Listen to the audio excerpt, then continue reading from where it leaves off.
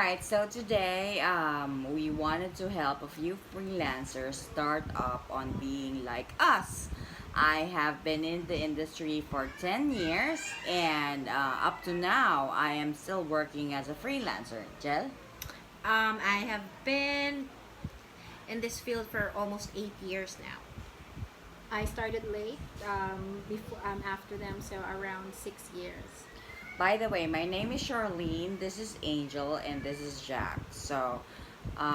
We'll first discuss the tools that we need to be a freelancer. Right. So tools.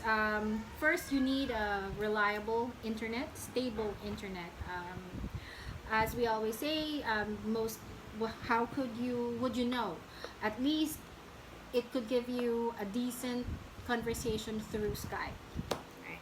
And then the next is a PC or a laptop. It can be a desktop or um, a laptop.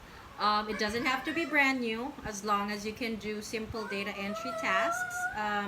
Skype conversation is, Skype conversation works smooth as well. That should be okay. Next, I would really suggest your home office. All right, next is being independent. When you become a freelancer, um, you don't have your team leader, you don't have your QAs to always tell you what to do. When you become a freelancer, that's all going to be you. You're the team leader, you're the HR, you're the agent. So of course, everyone has that days na tinatamad pumasok. Doon papasok yung pagiging HR na hindi kailangan kong pumasok. Yeah. So, yun. So, patience. Right now, the work at home industry is quite saturated already. Big difference when all of us started. So, you really have to have patience in applying work. um, it would take a few, not Weeks to a it's month. not even days, yeah, weeks to a month, um, to get a job. So you have to be prepared, other than being patient. That's right. Also, one thing I would insist you do is be disciplined. When you're asked to do work, do it because that is a part of your job. If you need to do some research, then do so because this will make you grow. Without the discipline, you will not be able to ask for a raise or sell yourself for more contracts and more clients And higher rates. and higher rates. Yeah, Yeah. correct. Okay, so being team driven. Hindi ibig sabihin na when you're a freelancer, You work on your own. you work on your own. You don't talk to anybody. Most of the time, when you get a contract, you already have teammates or tenured agents who are working for that company.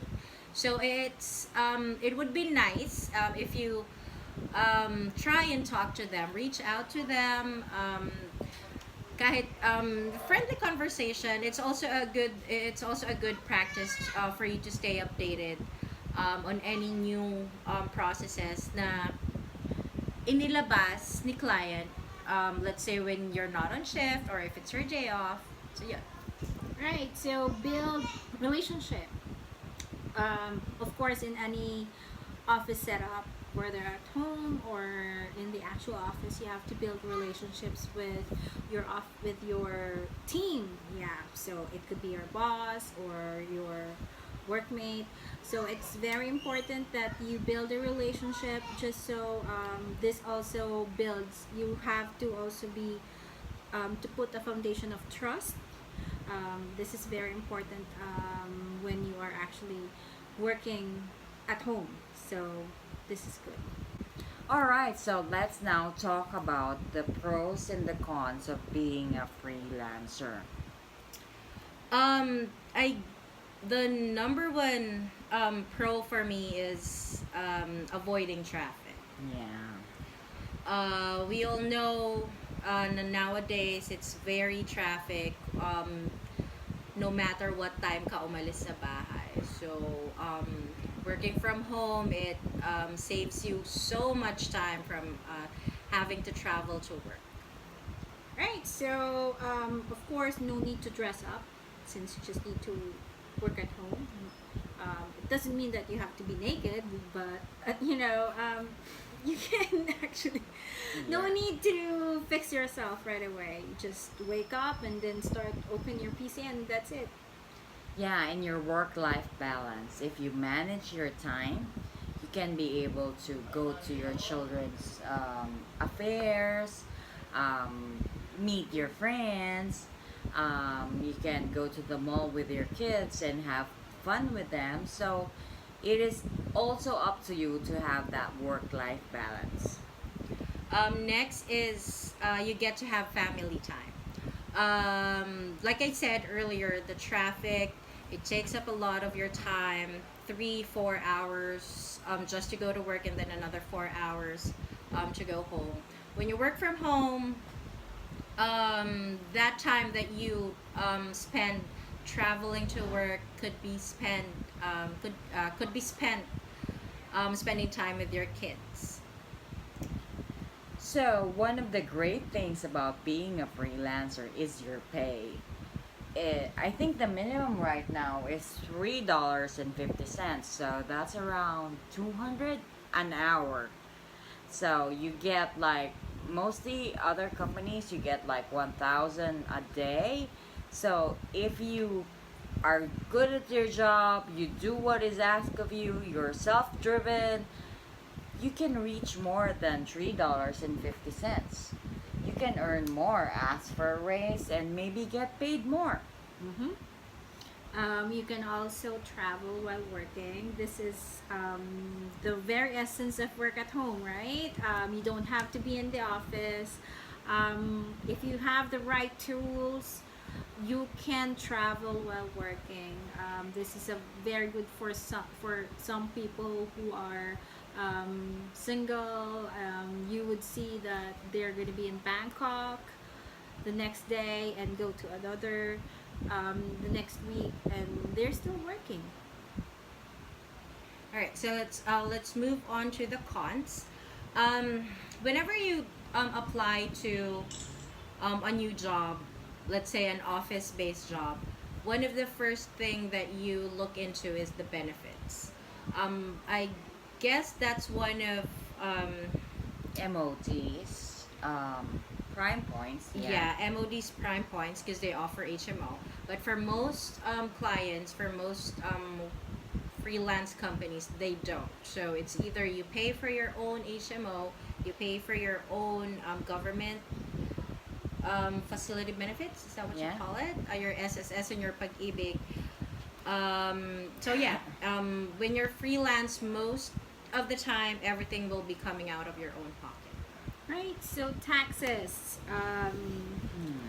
Well, you have to pay your own taxes. It could be, I'm not sure how. Voluntary. Voluntary. So in the end or in the long run, you can apply for a loan, a home loan, personal loan. This the taxes is very useful. So, since we live in a different world as a freelancers, normal holidays that apply to other companies don't apply to us. Um, Philippine holidays, you have to go to work. Christmas, New Year, it depends on if you filed the leave or you talk to your client and tell them you're gonna spend time with your family. But it's it's no work. Like in the BPO companies here, we work during holidays. The holidays here in the Philippines does not apply to us. I'm not sure how many we have. I think 20 plus. I think we're the country with the most holidays. So you really need to talk to your client or file a leave in case you have plans for the holiday. Mm-hmm. For moms who are planning to get pregnant while working from home, sadly, we don't have the maternity benefits. Not all. Yeah, not all. All right, not all. Most of the clients especially when you've been working for them for quite a while. They'd allow you to go on maternity leave for a week or two. But it would also depend on them if they are gonna give you a pay for that. Right. So yeah, speaking of pay, most most of the time it's no work, no pay. Exactly like in the BPO, no double pays. And so if they ask you to come in and you didn't come, no pay at all. Right. So this ends our video. We'll give you more tips on our next one. So like and subscribe. Bye, guys. Bye. So next time, guys, we're gonna talk about the cover letter and the interviews of a freelancer. So stay tuned.